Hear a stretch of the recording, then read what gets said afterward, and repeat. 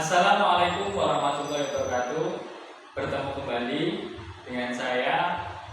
Pelajaran pendidikan agama Islam hari ini akan membahas tentang menjaga diri dari pergaulan bebas.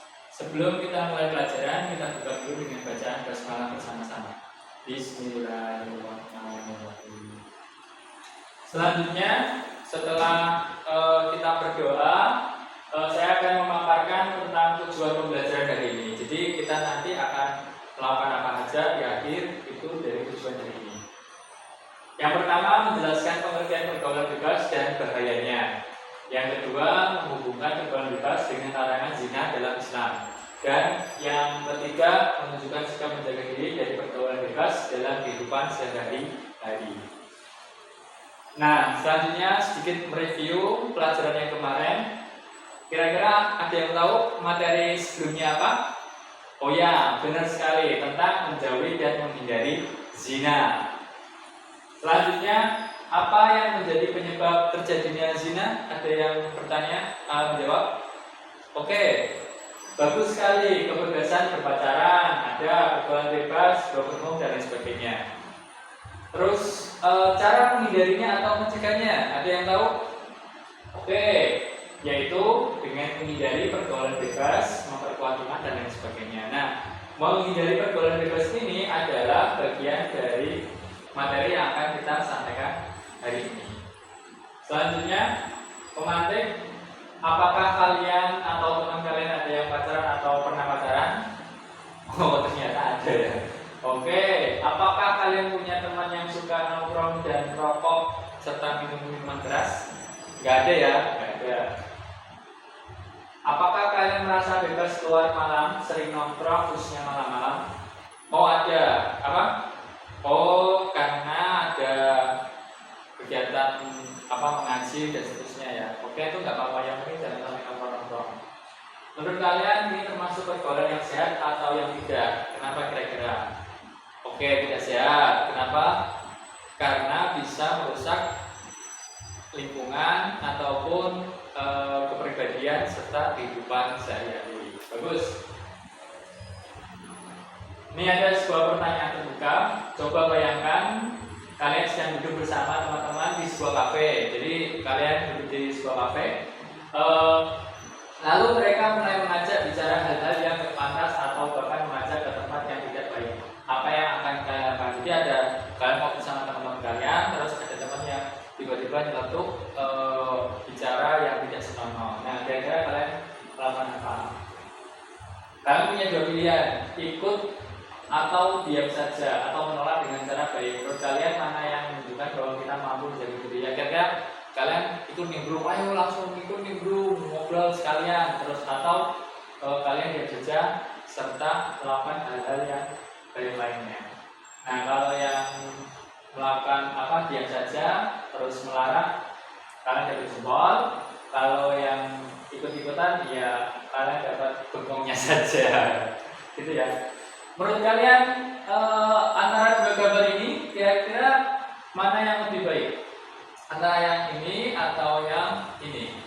Yang jelas yang ini ya, gak ada yang oh tapi ini auranya terbuka ya, kita perumpamaan aja, maksudnya tidak secara spesifik bahas auratnya, lebih kepada pergaulannya.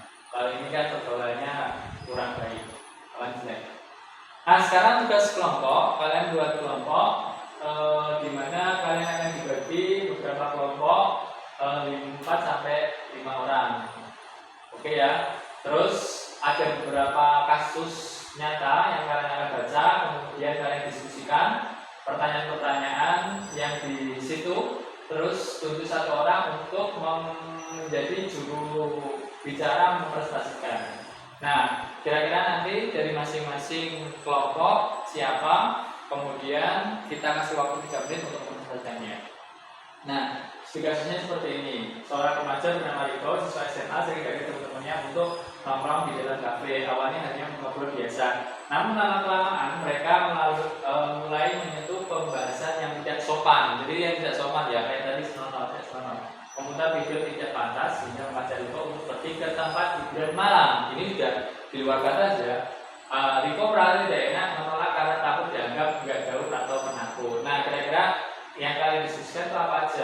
Pertama, apa saja bentuk pergaulan bebas yang tampak dalam kasus Riko? Pergaulan bebasnya itu bentuknya apa saja? Terus yang kedua, apa bahaya yang mungkin terjadi jika Riko terus mengikuti teman-teman? Kira-kira dampak yang terjadi yang dialami Riko seperti apa? Terus solusi Islami yang bisa dilakukan Riko, kira-kira solusi Islami yang dilakukan Riko itu bagaimana untuk menjaga dirinya tanpa merusak dengan pertemanannya, gitu ya. Yang terakhir, apa peran teman, keluarga, dan sekolah dalam membantu Riko? Kira-kira untuk kedepannya Riko seperti apa? Oke, di akhir ini saya akan memberikan sebuah refleksi. Apakah kalian semua paham materi adakah yang perlu ditanyakan? Yang kira-kira dari sini paham semua ya? Oke, paham. Ada yang bertanyakan? Tidak ada. Oke. Menjaga diri itu bukan hanya tugas orang tua, tapi tugas tanggung jawab kita sendiri. Benar nggak? Jadi orang tua nggak punya wewenang sepenuhnya ketika kalian melakukan sesuatu. Jadi yang bisa menjaga diri kalian, ya diri kalian sendiri. Menjaga diri bukan berarti membatasi diri, tapi justru melindungi diri. Jadi yang namanya menjaga, seperti kayak tata tertib itu bukan untuk mengekang, tapi untuk menghindarkan kalian dari hal-hal yang kurang baik.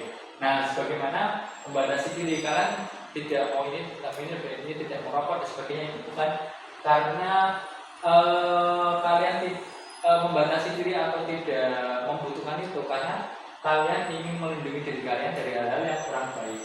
Pergaulan itu penting, tapi kita harus pandai memilih dengan siapa dan bagaimana kita bergaul. Kira-kira sini rata-rata pintar-pintar bergaul lah ya, tidak ada yang anarkis ya. Oke. Nah, sekarang renungkan satu pertanyaan. Apa satu tindakan nyata yang bisa kamu lakukan mulai hari ini ya, untuk menjaga dirimu dari pergaulan yang tidak sehat? Nah, kalian renungkan ini, tidak hanya merenungkan, tapi tulis di buku kalian. Gunanya apa? Gunanya suatu saat ketika kalian melakukan sesuatu atau yang melakukan tindakan yang di luar batas atau pergaulan bebas, kalian bisa membuka-buka lagi, itu ya. Tindakan nyata yang kira-kira apa untuk menjaga diri kalian sendiri? Oke, ya. Ada pertanyaan? Nggak ada ya tadi? Oke, cukup sampai sini yang bisa saya sampaikan. Kurang lebihnya mohon maaf. Kita tutup dengan doa penutup. Subhanakallahumma wa bihamdika asyhadu an la ilaha illa anta astaghfiruka wa atubu ilaik. Assalamualaikum warahmatullahi wabarakatuh.